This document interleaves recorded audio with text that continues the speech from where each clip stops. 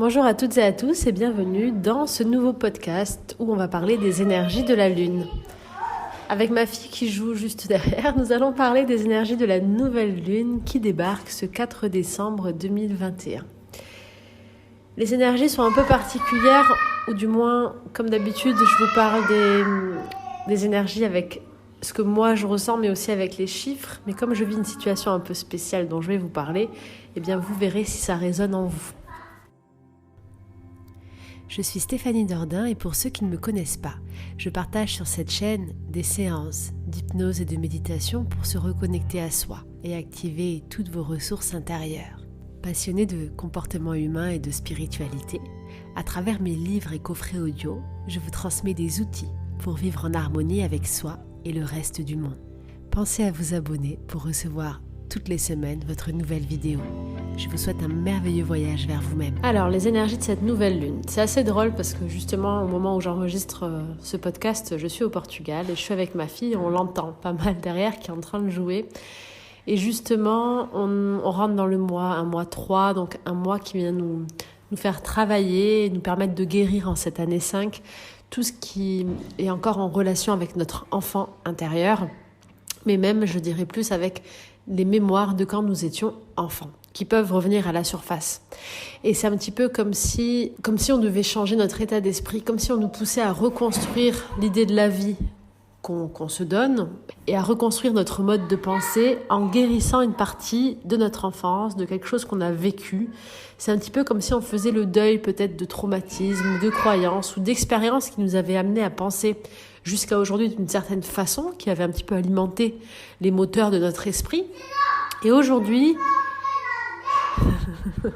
ma fille qui joue avec ses avions dans son bain, en fait c'est comme si pendant de nombreuses années, notre esprit avait une direction particulière. On avait des choix qu'on prenait qui étaient poussés par des expériences vécues lors de notre enfance. Et peut-être même des vrais grands choix de vie. Peut-être qu'on a eu des choix de vie qui sont importants, sur lesquels on est très impliqué, qui ont été poussés par notre enfance et par des expériences vécues. Et là, on termine cette année où on guérit toutes ces expériences liées à l'enfance. Et donc là, en fait, on vient guérir toutes ces expériences qui ont façonné un mode de pensée, une façon de vivre, et on vient changer notre vie, mais réellement. C'est-à-dire que on vient changer le moteur, l'état d'esprit qu'on a face à certaines choses. Donc peut-être que vous avez des vraies croyances anciennes, des vrais modes de pensée qui étaient ancrés, qui viennent sortir ou qui viennent juste se transformer, que vous changez votre point de vue là-dessus, et c'est tout à fait normal. Et je vous invite d'ailleurs à vous poser les questions en ce moment. Quelles sont les choses en quoi vous ne croyez plus ? Quels sont les modes de pensée que vous ne voulez plus avoir ? Et c'est drôle parce que j'en parlais hier dans la publication que j'ai faite sur Instagram et YouTube, où je disais que on peut croire à quelque chose pendant un certain temps, et puis un jour on peut ne plus y croire parce qu'on a grandi, parce qu'on a changé notre vision du monde, et c'est très bien en fait. Changer notre point de vue et se dire aujourd'hui je crois plus en soi mais je vais évoluer, je vais croire en autre chose, c'est génial en fait. C'est génial, ça veut dire qu'on grandit. Et bien là c'est vraiment cette étape qu'on est en train de vivre, et peut-être que vous vivez aussi donc durant cette période comme moi. Du coup c'est pourquoi je suis venue en express au Portugal pendant 3 jours, et vous me suivez, je pense, ça fait plusieurs fois que je fais des allers-retours à cause de mon grand-père qui est vraiment en fin de vie. Donc on est venu avec ma fille pour le voir une dernière fois, tout simplement.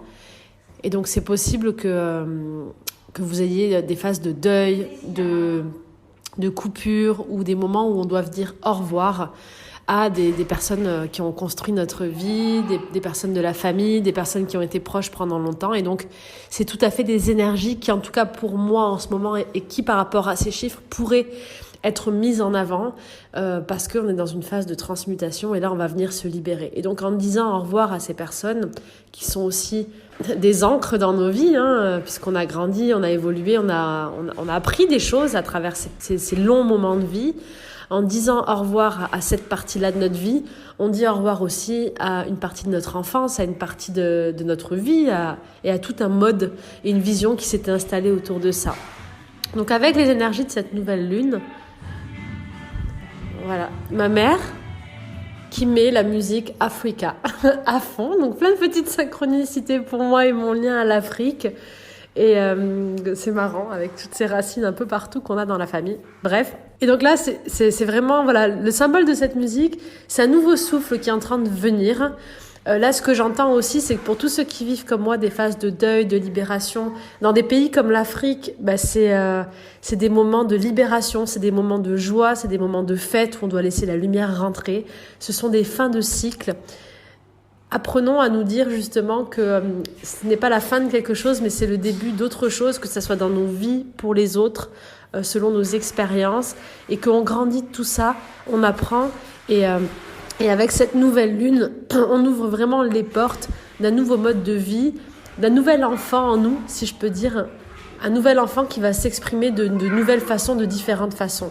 Et peut-être aussi que vous aurez eu un enfant intérieur qui a été éteint pendant de nombreuses années, qui n'a pas osé s'exprimer, qui n'a pas osé vraiment être qui il était vraiment, et que là, après cette nouvelle lune, et pour ce début d'année 2022, qui a beaucoup de deux justement, on va aller vers une réconciliation de notre enfant intérieur, et on va pouvoir exprimer ce qu'il veut vraiment, exprimer ce qu'on est, transformer nos vies et nous révéler.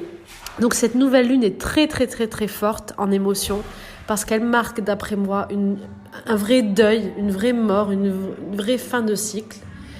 Et au contraire, tout un renouveau, un nouveau mode de vie et un nouveau départ. Voilà, j'espère que ces énergies vous auront parlé, que vous m'aurez entendu malgré ce bazar familial derrière. Ça fait du bien d'être en famille dans ces moments-là. J'espère que vous ressentirez cet amour et cette énergie vous aussi. Je vous embrasse bien fort. N'hésitez pas à partager ce podcast s'il vous a plu, à vous abonner à la chaîne, à activer la petite cloche de notification pour recevoir les prochaines vidéos, à me partager en commentaire vos expériences, vos retours. Est-ce que vous vivez des situations similaires ? Est-ce que vous ressentez une phase de deuil intérieur ou justement des modes de pensée qui changent et qu'on puisse partager tous ensemble. Je vous embrasse bien fort, je vous envoie beaucoup d'amour depuis le Portugal et tous ensemble passons cette étape, passons cette nouvelle lune et transformons nos vies en révélant le meilleur de notre enfant intérieur, le meilleur de qui nous sommes vraiment à l'intérieur. Je vous embrasse bien fort.